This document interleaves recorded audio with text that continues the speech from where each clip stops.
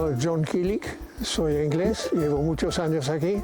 Llegué al principio, en el año 1966, a trabajar para una empresa inglesa en el sur de Gran Canaria. La empresa, cuando llegué, llevaba unos 3 años establecido y yo recién cualificado hice de carrera horticultura en la Universidad de Londres y al terminar la carrera la empresa me mandó para acá. En aquel entonces el mundo era muy diferente.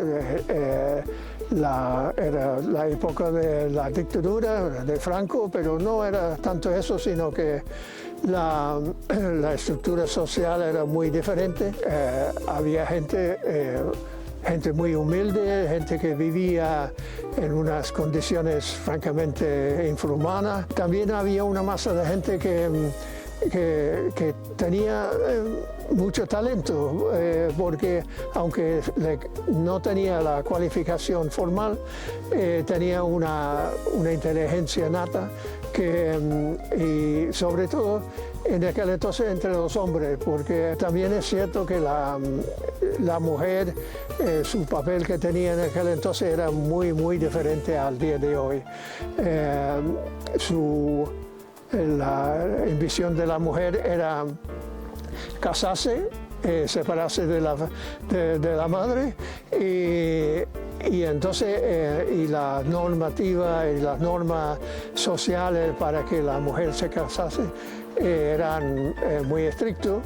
La gente tenía que cuidar su fama entonces había una normativa que había que respetar en cuanto a la fama de cada mujer. Yo relato una curiosidad que, por ejemplo, que cuando una mujer se enfermaba en la finca, había que mandarle a ella con otra mujer para su casa, pero había que mandar otro más para acompañar la mujer que le había acompañado de vuelta a trabajar, porque si no es que tenía peligro de perder o someterse al chismorreo de los demás. Y chismorreo sí había mucho. Bueno, los muchachos empezaron a trabajar con 16 años con un contrato de aprendizaje y a los 18 años se marcharon a lo que llamaba al cuartel, al servicio militar, y se marchó un muchacho y volvieron hombres. Era una transición temporal que era muy curiosa. Pero otra cosa que era muy interesante es que muchos de los hombres tenían ganas de mejorarse y se dedicaba mucha gente a su formación profesional por la noche en su propio tiempo y estudiaba oficio como fontanería, como electricista, como albañilería y esa gente, lo curioso es que, claro, al cualificarse se marchaba, pero nosotros, conociéndole, le contratamos su servicio y así se completaba el ciclo de trabajo. Poquito a poco los hombres se iban marchándose y la verdad que había una destilación de talento en cuanto a los hombres, pero no era el caso de la mujer. La mujer, por varias razones, que se quedaba con su trabajo humilde, pero también existía mucho talento entre las mujeres y era realmente una satisfacción ver despertar ese talento entre esa persona que no tenía confianza en sí mismo.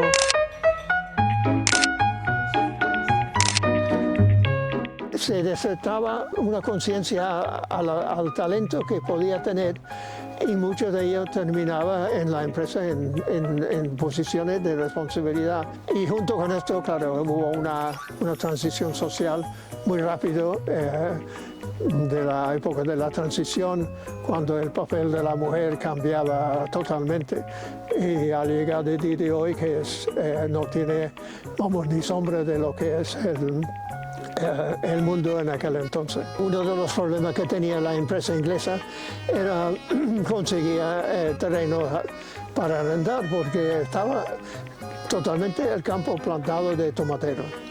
Bueno, digo en el sur. En el norte había platanera y también tomate, pero toda la zona sur estaba al tope de tomatera. Junto con la organización laboral, los apaceros y las situaciones de la familia viviendo en el campo. Bueno, historias hay escritos sobre todo esto, pero yo lo vivía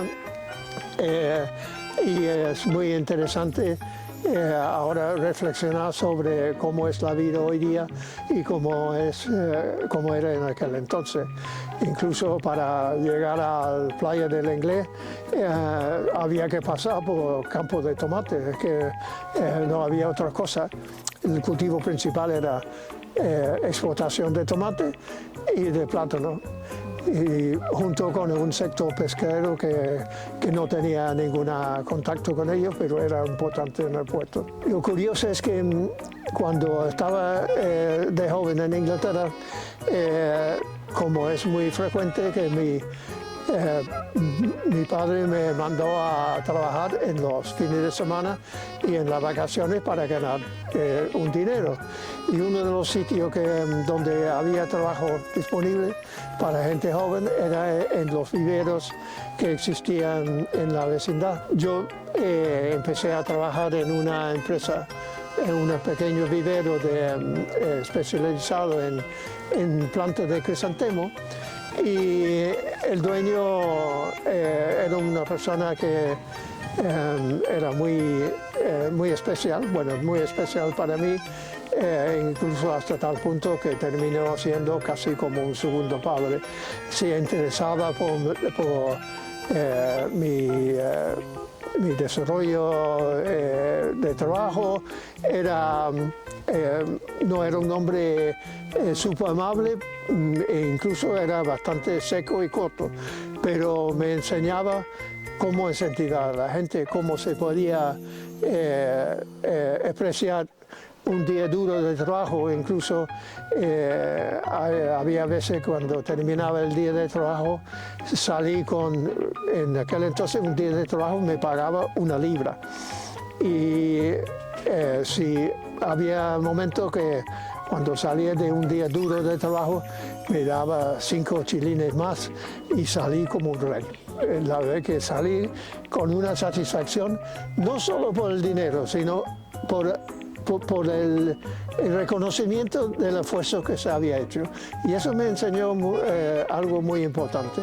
La empresa inglesa era una empresa familiar, como en todas las empresas familiares, era ya de la segunda y tercera generación, y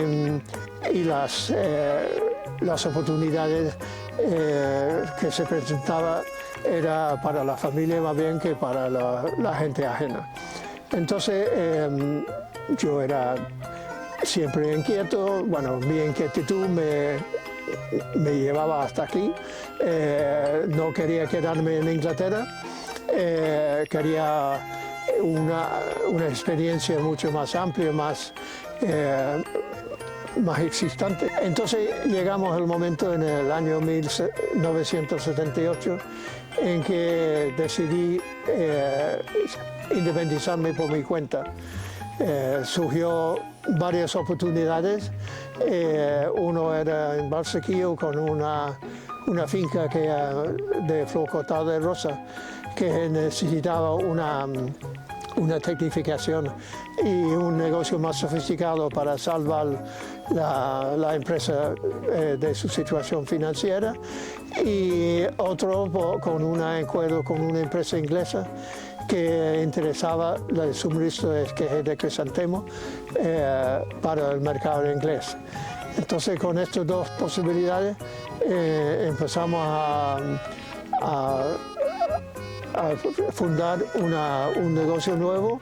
Eran al principio muy duros, porque cuando uno sale, yo en aquel entonces era consejero delegado de la empresa inglesa aquí, con coche y pensión, y me lancé al vacío pero lo que me empujaba realmente era este sentimiento siempre he tenido de la necesidad de ser independiente. Hay otros que piensan que es cabuzudez, pero lo que quería hacer es autor de mi propio destino. ¿Y la empresa que montaste, a qué se dedicaba? La empresa se dedicaba a venta de esquejes de crisantemo y de clavel. Los esquejes se suministran a agricultores profesionales como materia prima para la producción de flor. Al principio tenía un contacto en Holanda y podía conseguir la representación de una empresa holandesa muy importante que no tenía representación en España. Y entonces empezamos aquí en Barsequillo con una producción de esquejes de clavel y con la responsabilidad de la promoción de la planta en el mercado nacional. En cuanto a la empresa inglesa, era una producción de esquejes de crisantemo.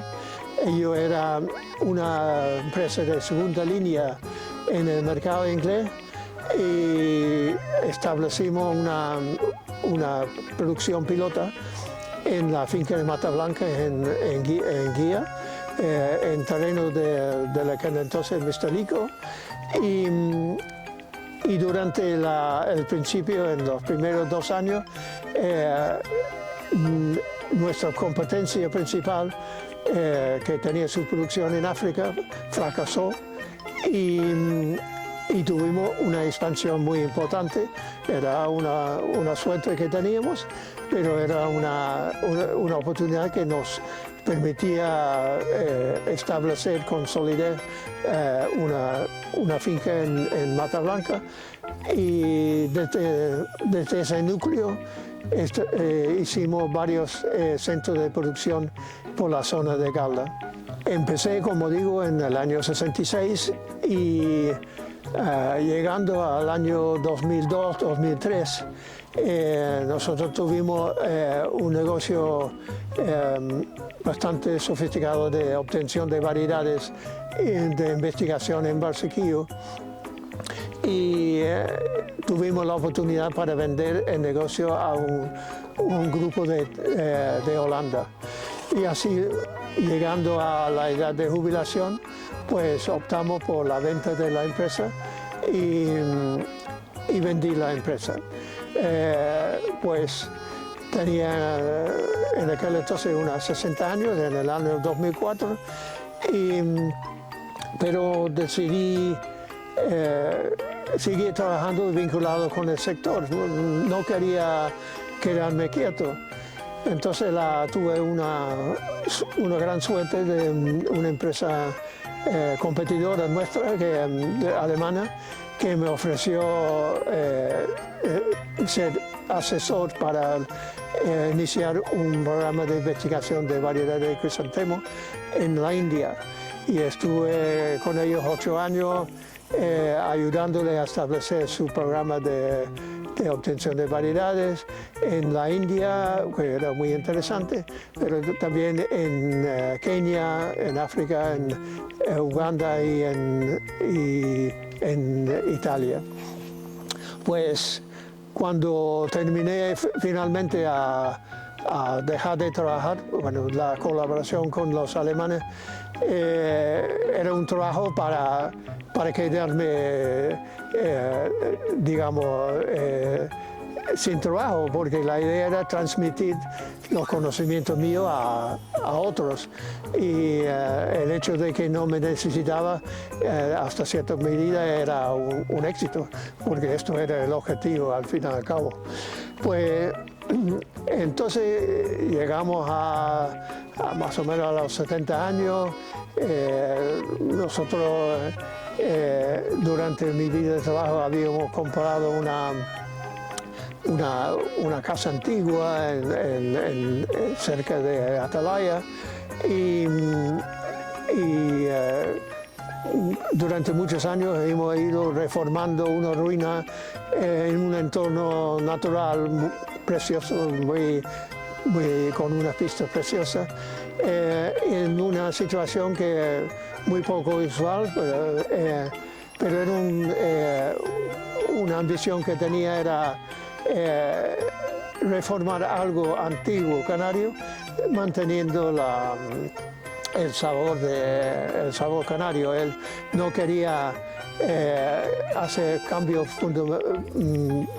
fundamentales, sino estabilizar y conservar algo antiguo.